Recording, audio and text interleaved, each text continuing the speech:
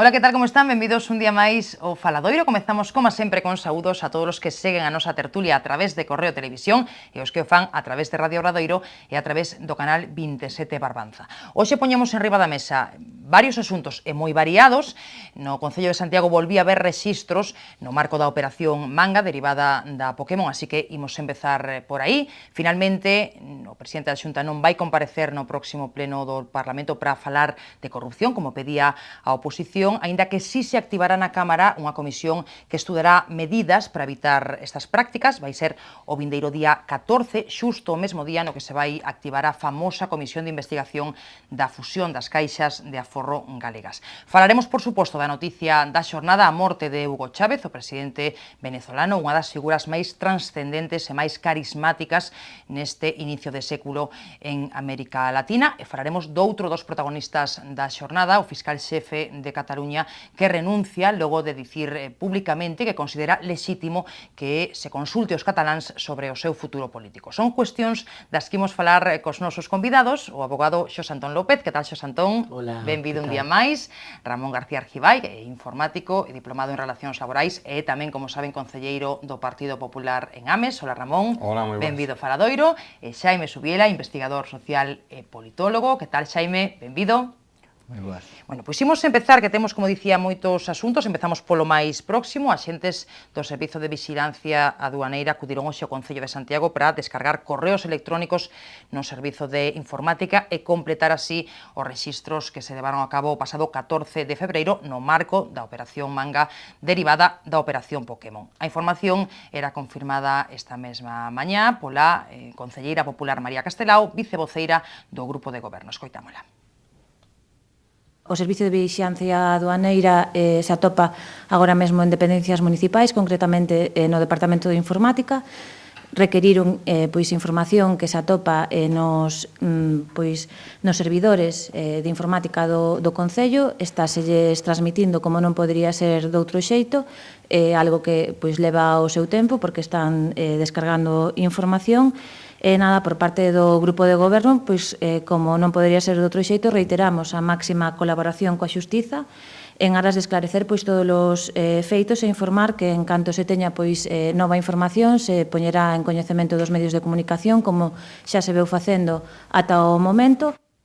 Rexistros que chegan a mesma semana na que declaraba ante a xueza Pilar de Lara o exalcalde Gerardo Conderroa, tamén o exconcelleiro Albino Vázquez, e que coinciden tamén cunha semana de novas informacións xornalísticas sobre por onde van as pescudas da xuíza e sobre tamén sobre a relación entre o anterior goberno bipartito, con Vendes e Aquagés, dúas das firmas investigadas. Non quero enredar moito neste asunto porque temos hoxe moitas cuestións que comentar, pero sí me gustaría pedirvos unha impresión sobre como están as cousas no Concello de Santiago, tal e como están agora mesmo, como está agora mesmo a investigación e as novidades que imos coñecendo. A ver, Xaime, a súa impresión. Home, pois eu creo que é bastante evidente que o Concello de Santiago está bastante enlamado, por así decirlo, por utilizar a expresión. Creo que hai unha situación onde se están desvelando por así decirlo, tramas de corrupción, onde se ve que todo isto que sempre apelamos en abstracto a conexión, digamos, da cuestión especulativa coa cuestión do financiamento dos partidos, aquí se ve de forma concreta ou do enriquecemento persoal de algunhas das persoas, todo apunta a esa cuestión. Entón, eu creo que é unha situación que ten que haber responsabilidades políticas, porque eu creo que sempre se confunde de que hasta que un non ten unha sentencia firme xa parece que non ten culpa, pero si temos coñecemento firme de que moitas das cousas son certas, a marxe de que teñan validez ou non xurídica, teñen que tomarse determinacións políticas. E eu creo que, desde logo, o Partido Popular debería entrar a depurar todas as responsabilidades que hai aí. O sea, de entrada, non se pode consentir que a capital de Galicia estea nesta situación, me parece que é gravísimo o que está sucedendo. Entón, deixar correr a cuestión hasta que actúe a xusticia me parece dunha irresponsabilidade por parte do directo responsable, que sería Núñez Feixóo. Me parece que é unha irresponsabilidade, como digo, e que creo que se debe deslindar claramente o que xa son as responsabilidades de xente imputada que, a meu xuicio, xa non deberá ser responsable política. Bueno, pois teno clarísimo, Xaime Subiela. A ver, o xurista da mesa. Bueno, eu non falo como xurista, pero, a ver, eu penso que é insostible. E por que é insostible? É insostible porque está levando o Concello de Santiago a, queiran ou non queiran reconocelo, a unha parálisis institucional absoluta. É dicir, non está funcionando como ten que funcionar e, sobre todo, nunha época tan importante como esta de crisis, o que é un Concello e as funcións que teñen que facer, baixo o meu punto de vista. Eu penso que nestos momentos levamos bastantes meses falando solo desto. É dicir, non estamos falando de proxectos reais da cidade, non estamos falando do aeroporto, dos ataques brutales que se están facendo ao aeroporto da Bacolla, non estamos falando do comercio, de como dinamizamos o comercio, non estamos falando do emprego, de como buscamos fórmulas para acadar emprego, non estamos falando de algo que lle está preocupando os hosteleiros, non? E en consecuencia a toda a cidade, porque é unha parte importante do seu PIB, verdad? E da súa, unha das fontes grandes de ingresos que teñen, das caídas nos hotéis e de como somos capaces de vender a marca Santiago. Non se está falando absolutamente de nada desto. Estáse falando solo deste tema de corrupción. Eu penso que a corrupción hai que ter unha tolerancia cero e o Concello pois terán que asumir as súas responsabilidades, porque está sendo insostible. E ao mesmo tempo tamén quero decir de que eu penso que polo ben da cidade deberíase rematar canto antes ca instrucción, verdad? E non estar facendo registros cada 2x3 nas dependencias do propio Concello, é dicir, porque repito, a min o que realmente me importa é iso, é dicir, ese estado de insostenibilidade da propia cidade e, sobre todo, que a xente na rúa está pedindo, porque, claro, a xente ten que chegar a fin de mes, non?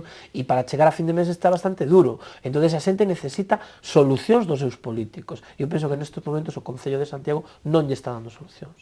Celeridade da xustiza que pide Xos Antón, supoño que tamén Ramón, non? Imagino. É que creo que nestes momentos o que máis falta fai para aclarar isto dunha vez, porque falaba Xaime de enlamado, eu falaría de enmarañado, non? Máis que de enlamado, porque ata agora a actuación judicial e as pesquisas que se están levando a cabo non están aclarando absolutamente nada. Aquí ahora mismo estamos nunha situación donde cada día hai unha sorpresa distinta, donde son especulacións, donde se di, pero ao final non se concreta absolutamente nada. Por lo tanto, eu creo que a calificación máis que enlamado é enmarañado. Evidentemente a marca Santiago, estou de acordo, está tocada, eso é indudable, porque non é conveniente, non é, ademais, fácil ver en todos os medios de comunicación que Santiago, que debía estar por outras cuestións, como polo apóstolo, ou pola catedral, ou polo turismo, ou por calquer outra circunstancia, pois resulta que está nos medios de comunicación por presunta corrupción, non? Entón, eso creo que non é positivo. De todos os xeitos, hai que ter en conta que a actuación esta que está levando a cabo xa desde fai bastantes meses parece que non acaba nunca. Isto parece que se meteu nun camiño sin retorno e que eu creo que é conveniente que para todos, tanto para a clase política como para a clase judicial, como para todo o mundo que vive non só en Santiago, sino porque isto trascende moito máis alá da cidade de Santiago, creo que é conveniente e é imprescindible que se axilice de maneira o máis rápido posible polo menos, esta inquietud en a que estamos metidos todos, cidadáns, políticos, periodistas, xuíces, etc. En canto ao tema de Feijóo, eu creo que Feijóo non ten culpa de nada do que está pasando en Santiago, igual que non ten culpa do que está pasando en Ourense, igual que non ten culpa cando detiveron ou chamaron a declarar a tal ou cual edil, xa sea do PP, do BNG ou do Partido Socialista. Quero dicir que, como xa falamos outras ocasións, a corrupción ou a presunta corrupción non é por un color político, está en todos os sitios, non só está nos partidos políticos, está na sociedade e, evidentemente, coincidimos todos, ademais, que a corrupción tolerancia cero. Pero eu creo que hai dúas claves moi importantes que hai que ter en conta no caso de Santiago de Compostela. Primeiro, non é bo que se estén realizando actuacións todos os días ou casi todos os días distintas e non se dé ningún tipo de explicación e, desde logo, eu o que pediría xa dunha vez por todas é a axilidade a persoa, que neste caso a xuíza de Lugo, que está levando todo este tipo de actuacións. A axilidade porque é imprescindible que se vexa a luz ao final do túnel. A ver, rapidamente, Xaime, quería apuntar algo. Espero que Núñez Feixóo non teña nada que ver con isto, efectivamente, pero é é o responsable político de que esta xente está aí, de que houbera esta candidatura, é o responsable político de que se manteña este goberno tal cual está, e eu creo que eso tamén, o sea, ninguén lle está pedindo responsabilidades xurídicas, obviamente, pero que sí que é o seu superior directo a efecto desta xente, e eu creo que, a respecto do que se estaba dicindo, é certo que o que se espera é que as institucións funcionen, que vayan adiante, que non estén bloqueadas, que non haxa este déficit de iniciativa política que eu creo que nos está deixando atrás, que teñen bloqueado o Concello, porque incluso os funcionarios xa están con cuidadito de non facer ninguna cousa, entón hai unha parálise completa. Pero tamén digo unha cousa, se non hai limpeza, isto non avanza, non pensemos que porque haxa iniciativas mantendo os responsables dos que todo o mundo sospeita e que supostamente é moi previsible que máis adiante saian cousas que, digamos, que destartalen o equipo que hai en este momento, porque isto xa foi pasando, foron caendo, entón, se iso, digamos, non se fai esa limpeza de vez, desde logo, o Concello non ten capacidade nin para a iniciativa política, nin para a actuación administrativa, nin siquiera outra cousa máis importante que todo eso, credibilidade social para sacar adiante e liderar unha cidade. E eu creo que, entón, o primeiro é a limpeza e despois a iniciativa. E eu creo que eso só se dá tomando medidas drásticas de sustituir responsables ou actuar de outra forma, bueno, xa sabemos que non pode haber eleccións, a non ser que haxa pois unha intervención tipo Marbella, unha cousa deste estilo, pero se cadra, igual estamos abocados a eso. A ver, Ramón, sí, eu creo que non se debe facer política da corrupción e decir que Feijóo pois ten algún tipo de responsabilidade que non ten absolutamente ninguna no caso de Santiago, creo que facer política nunca, efectivamente, nunca. Claro, o que eu creo que é importante é saber o alcance desa corrupción que pode haber no Concello de Santiago, porque esa corrupción que pode haber no Concello de Santiago, o que está moi claro e que todos os indicios dicen que van por aí, é que non é só desta etapa, sino que pode vir de cuestións anteriores, que incluso pode haber funcionarios metidos, que pode haber outro tipo de persoas, incluso externas ao Concello de Santiago. Por lo tanto, esa axilidade que antes falaba de que hai que poñerte rapidamente ese acelerador a esta maquinaria, ten que vir por aí, porque estamos caendo nesa cuestión de facer política da corrupción. Cando a corrupción non é inherente a política, nin a política que é inherente a corrupción, como antes Xaime pretendes intentar mezclar a Feijóo nesta situación cando a Feijóo non ten absolutamente nada que ver. O que está moi claro é que o alcance do que está pasando en Santiago seguramente vai máis alá de un ano ou de dous ou de tres. E, polo tanto, esa diligencia ten que ser, pero xa, non podemos estar así máis tempo. E eu creo que hai que ser moi prudentes e é fundamental non decir que responsabilidade tal cual ou cal outro. Hai unha cuestión moi importante no Partido Popular, que é o Código Ético, onde se di que hasta que non hai medidas cautelares non hai por que tomar ningún tipo de decisión. No momento en que hubo medidas cautelares, algún responsable político no Partido Popular se presentou a dimisión, e iso está aí para verse. No tocante ao resto dos persoas que teñan algún tipo de imputación e non hai esas medidas cautelares, de momento, creo que está fora de toda dúda. A ver, rapidamente, Xontón, moi rapidamente, pido. Eu penso que hai que falar do presente, é dicir, non se pode estar dicindo de que vai máis atrás ou non, eso si toca e vai máis atrás, entonces falaremos tamén de eso, pero ahora hai que falar de que hai dúas persoas que están en prisión sin fianza. E iso é unha medida moi seria, non é cualquier cousa. Estamos falando de moita xente imputada, estamos falando dun partido, neste caso, de goberno, que van polo 18, me parece, da lista, ou 19, e que ainda non teñen elexido o siguiente, pois porque non queren, porque renunciaron uns cuantos, non? É dicir, estamos falando dun problema serio da institución, e neste caso, pois, é o Partido Popular, e se falamos de outro caso, falamos de outro caso. Pero neste momento o responsable e o que está gobernando é o Partido Popular. E eu penso que o Concello está paralizado e é insostible a situación na que está. Entón, a ver, faltan 2 anos aínda para as eleccións, é dicir, non faltan 2 días, non faltan 6 meses, faltan 2 anos. Santiago non pode estar 2 anos máis así. E entón, o Partido Popular, que é o legitimado, porque as urnas legitimaron con unha maioría absoluta por primeira vez, verdad, para gobernar a cidade, ten que adoptar as medidas para que isto non este como este. É dicir, a ver, e entonces claro, pois eu non estou dicindo cual é a medida que teñen que facer, é dicir, se hai que ir a unha disolución do Concello e unha xestora, ou hai que ir a unhas eleccións anticipadas, non vou entrar neso. O que si digo que o que está acontecendo agora é insostible, e que e como antes dicen que acabara a instrucción porque non podía seguir así, pero tamén é certo de que a xuíza neste caso adoptou medidas de unha entidade suficiente como para preocuparnos a todos, non?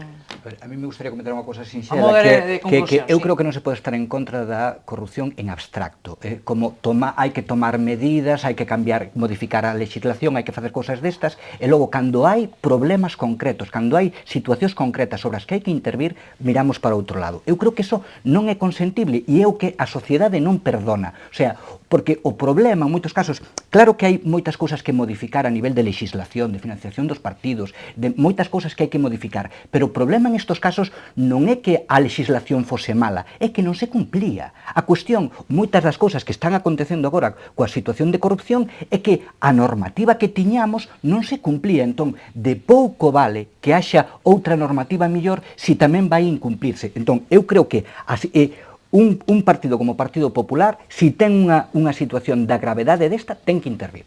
O sea, claro, o que pasa é que o problema é que credibilidade teñen tamén os responsables do Partido Popular cando está Bárcenas, está tal, o sea, a cuestión é... Eso é facer política, Xaime, non? Eso é facer política da Por corrupción. suposto que é facer política da corrupción. Facer política da corrupción é... Ese discurso fácil e que, bueno, mellor pode calar entre a opinión pública, pero o discurso real e a cuestión de fondo é que aquí non facer nada. Non facer nada, non. É tomar decisións como hai que tomalas. O que non pode ser... E cales decisións se tomaron? Porque eu non vin que se tomara ninguna. Como non, eu vin aí que dimiteu certa xente que está imputada porque tiña medidas cautelares. O que non podemos pretender é que cada vez... o que non podemos pretender que a xente dimita e que os cargos públicos dimitan sin que haxa o mellor unha base sustancial que logo despois se demostre todo o contrario. Que quere dicir con isto? O que quere dicir é que porque haxa unha simple imputación que pode ter calquer cargo público en calquer momento por calquer denuncia, incluso dun particular, non se lle pode exixir a dimisión. Cando hai que exixir a dimisión? Pois cando hai medidas cautelares, cando hai indicios serios, etc. Aí sí, por suposto que sí. E a mí o que me extraña moitísimo, por exemplo, porque antes falábamos de que hai persoas que están ahora mismo na cadea, evidentemente, hai persoas que están na cadea, pero eu creo que ahora mismo, en tanto a corrupción, hai corrupción de primeira e corrupción de segunda. Hai corrupción de primeira, donde non vai nadie da cadea e resulta que esa corrupción é moitísimo máis grave, e resulta que hai corrupción de segunda, donde ao mellor a xente está na cadea pois por delitos que non se saben ainda como son, nin que están cuantificados, nin que están siqueramente, son indicios, ni máis ni menos. Pero a ti parece aceptable a situación de Santiago hoxe? No, pero xa dixen desde o principio, a situación de Santiago me parece lamentable. E o PP non ten que facer nada nesa situación? Pero vamos a ver, o PP non é cuestión de PP, é cuestión de que ahora mesmo está gobernando o Partido Popular en Santiago, están inmersos nunha situación deste tipo e evidentemente o que teñen é que buscarle unha saída, pero buscarlle a saída non é que dimita hasta o apuntador. Eso non é serio, O serio é dicir, vamos a ver, quen ten que dimitir aquí? Pois quen ten medidas cautelares, o que se está dicindo sempre, e o que se está intentando transmitir á sociedade. Vamos a ver, un político ou calquer persoa que teña unha imputación... A ver, rematamos. Que teña unha imputación, terá que dimitir cando esa imputación teña unha base sólida. Porque senón estaríamos imputando cada hora a un político distinto e nos quedaríamos sin ningún tipo de político. Home, mellor eso é para a sociedade, que limpiemos as institucións de políticos. Eu creo que eso non é o serio. O serio é, decir, o político imputado con indicios e o que se lle pon algún tipo de medida, ten que dimitir, e iso é indiscutible. O resto é facer política da corrupción. Non quería enredar eu tanto con este asunto, pero estaba interesante, pero é que eu teño que seguir, porque temos hoxe moitos temas e algúns que tamén son importantes. Outro día seguiremos con estos, pero vamos, seguro. En todo caso, o día 14 se constitúe no Parlamento unha comisión na que se van a estudiar medidas para tratar de evitar estas prácticas de corrupción, así que volveremos sobre ese asunto e tamén sobre as novidades que haxa en relación coa Operación Manga e Pokémon. E iso é facer política e non é nada malo facer política. Non, pero me refiro a facer política intereses políticos. A ver, que toca a min. Cuidado, non me refiro a facer política. Bueno, facer política é moi sano e saludable, evidentemente. Pasando xa dese asunto, ese día 14 se constitúe esa comisión de estudo de prácticas medidas para evitar corrupción, tamén ese día se constitúe a famosa comisión de investigación da fusión das caixas de aforros, que é o que quero ir, é o asunto polo que quero preguntarvos, despois de todo o vivido, de todo o que levamos falado sobre ese proceso, de como están as cousas en Nova Galicia Banco, vos agardades algo desa comisión? A ver, pidamos brevidade. Xos Antón, que é a súa quenda, como ele ben dicía, a ver. A ver, eu non sei se te lembras, pero non estaba a favor da fusión das caixas. Lembro. E decía que, bueno, primeiro, que as caixas de aforros tiñan que ser porque tiñan que ser. Parece que ahora se entraron todos en razón de que sí. De que tiñan que ser porque tiñan que ser, para darlle volver ás orixes. Efectivamente, ¿no? Bueno, a partir de aí, eu penso que foi todo un auténtico desastre. Desastre. Moi mal xestionado, sobre todo polo presidente da Xunta, porque el comprometeuse a facer unha caixa galega, unha serie de... Incluso hai unha auditoría por aí que parece ser que bueno, algún día verémola, ¿no? Pero foi todo un desastre, e sigue sendo un desastre. É dicir, ahora, para que vamos facer unha comisión de investigación? Que vamos a investigar? Vamos a ver cantos os directivos das caixas canto levaban, non? En cartos, non? Para... Pois seguramente eso sairá, non? Imagino. E esas cousas, porque, bueno, ou vamos a darlle solución ás preferentes. Que facemos? A ver, para que vale investigar? Ahora, unha comisión de investigación no Parlamento sobre a fusión das caixas. Ti non agardas nada desa comisión. Eu penso que no tema das caixas, Galicia precisa unha entidade galega pegada ao terreno, pegada ao chan, verdad? Para que as persoas individualmente poidan ter crédito para mercar unha casa ou para iniciar un negocio, para que os emprendedores teñan crédito, verdad? Para poder emprender e poder montar un negocio, para que as empresas teñan crédito, verdad? Para facer os seus negocios. Iso é o que necesita. Pero, se non, que? En que estamos? Dicir, de verdad, son moi escéptico e, sobre todo, pareceme unha perda de tempo, pareceme que o Parlamento, máis que comisión de investigación, ten que estar nunha comisión para empezar a poñer en riba da mesa solucións que poidan chegar aos cidadanos, que poida haber crédito para as empresas e que poida activarse un pouco a economía de Galicia, máis que agora andar na fusión das caixas. A ver, Xos Antón é escéptico. A ver, Ramón. Sí, eu tamén son un pouco escéptico, sinceramente, pero o que pasa que hai cuestións que é conveniente deixar claras. Por exemplo, o presidente Feijóo sempre apostou por unha caixa galega e creo que é necesario e imprescindible que Galicia non perda esa entidade bancaria, a pesar do difícil... Non lle comunicou moi ben o presidente Rajoy. Sí, yo comunicou ben. O que pasa é que nos olvidamos moitas veces dos antecedentes, non? E o que antes era blanco, despois foi negro, é dicir, o regulador, o Banco de España, que era quen tiña que controlar... Rajoy sempre foi blanco. Non. O Banco de España decía que a solvencia de Caixa Galicia, que daquela era Caixa Galicia, era moita, e que o balance era positivo, e resulta que en cuestión de semanas pasouse a todo o contrario. Por lo tanto, quen fallou os datos que tiña o presidente da Xunta eran os datos que lle facilitaba o regulador, en este caso o Banco de España, que é quen ten a misión, e eu creo que no sistema bancario español, non só sea no caso de Caixa Galicia, no sistema bancario español quen fallou estrepitosamente e a quen se lle debían pedir responsabilidades precisamente ese regulador que se chama Banco de España, que non cumpleu co seu traballo de regular as entidades financieras, non só a Caixa Galicia, sino o resto dos bancos do Estado español. Por lo tanto, claro, é moi fácil decir culpar ao presidente da Xunta cando o presidente da Xunta os datos que tiñen eran os que lle mandaba o regulador, como non pode ser de outra maneira, que era o que tiña todo o mundo, por outra parte, non só o presidente da Xunta, sino o goberno do Estado e calquer persoa que o pudera consultar. Por lo tanto, primeiro responsable desta situación é o regulador, é dicir, o Banco de España.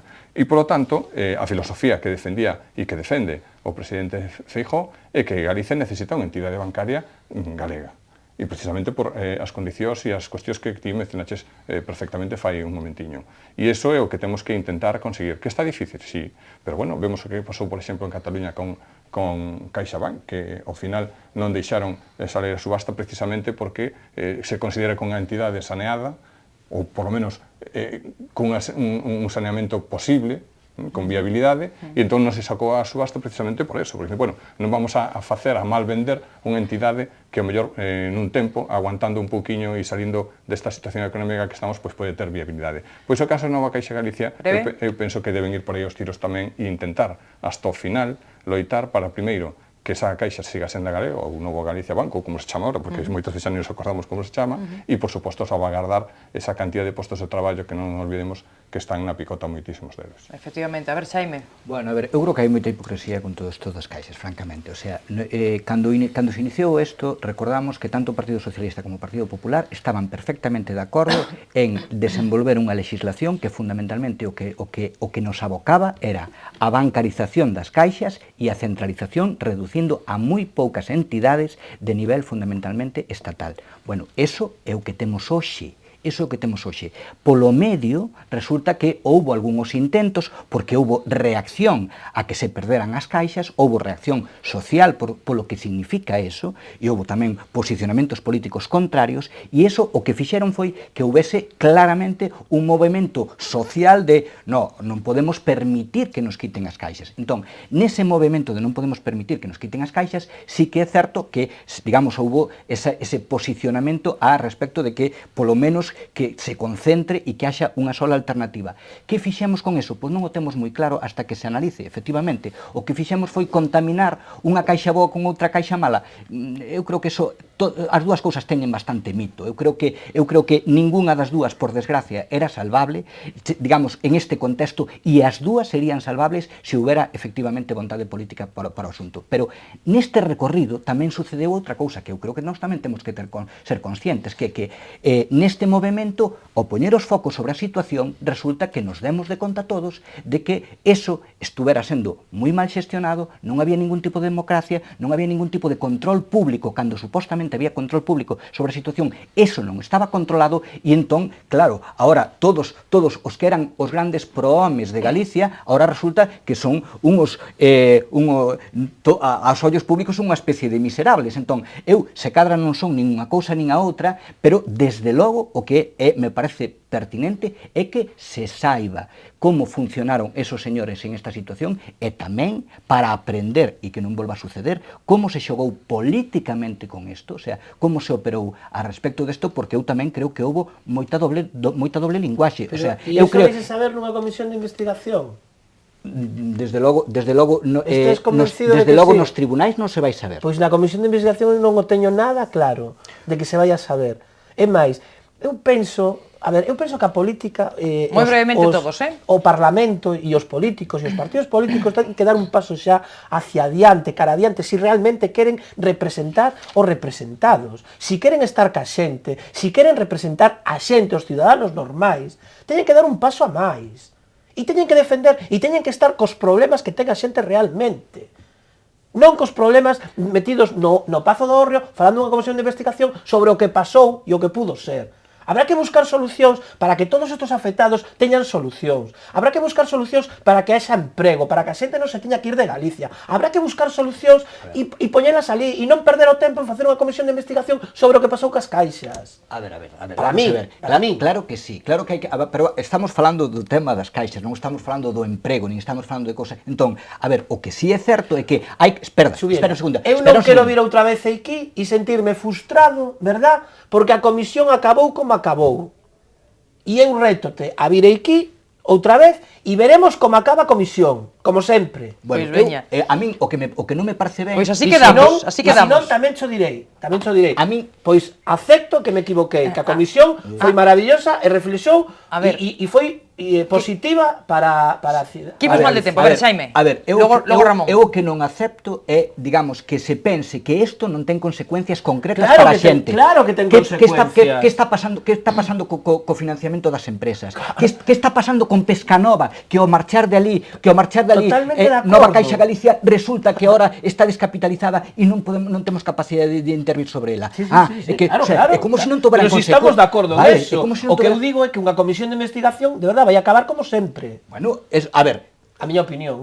Eu o que non podo entender é que non sexamos capaces de aprender como sociedade e tamén dentro do Parlamento. O sea, se iso non vale para nada, o sea, efectivamente, empíricamente a experiencia demostra que as comisións de investigación sempre acaban como acaban.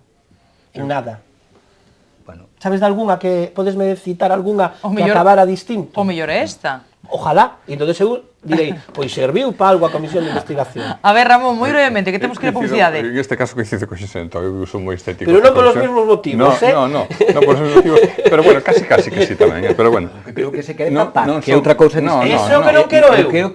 Eu creo que non se cuestión de tapar en nada. Vamos a ver, as fusións de caixas se levan facendo históricamente en Galicia fai moito tempo. Me acordo do meu pai que, en paz descanse, era traballador de Caixa Galicia, foi traballador de Caixa Santiago. Me acordo das fusións Caixa de Ahorros de La Coruña, Lugo e Ferrol, despois Ourense e Vigo. Quer dicir, as fusións en Galicia das caixas foron algo histórico e foron algo moi positivo durante os anos. Polo tanto, eu creo que nesa comisión, que eu creo que tampouco se vai a sacar gran cousa dela, o que se debía preocupar un máis é, sobre todo, de cales son os problemas ahora mismo financeiros de Galicia. É dicir, que pasa cas preferentes, que pasa cos desahucios, que pasa, por que non fluye o crédito ás empresas e cidadáns. Eso que debía ser motivo dunha comisión, non sei de investigación, pero por lo menos de traballo.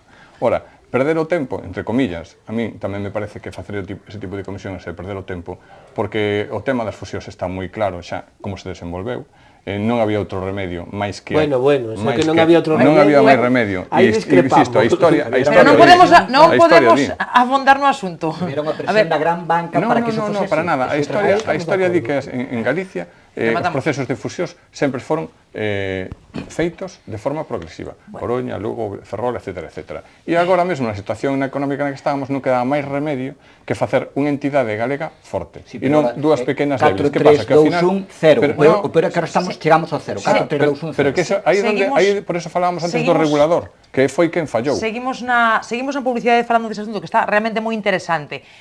Agardo que volvades antes de que remate os traballos desa comisión de investigación, pero cando rematen, pois tamén, se vos parece. Bueno, facemos unha pequena pausa e a volta máis asuntos da actualidade.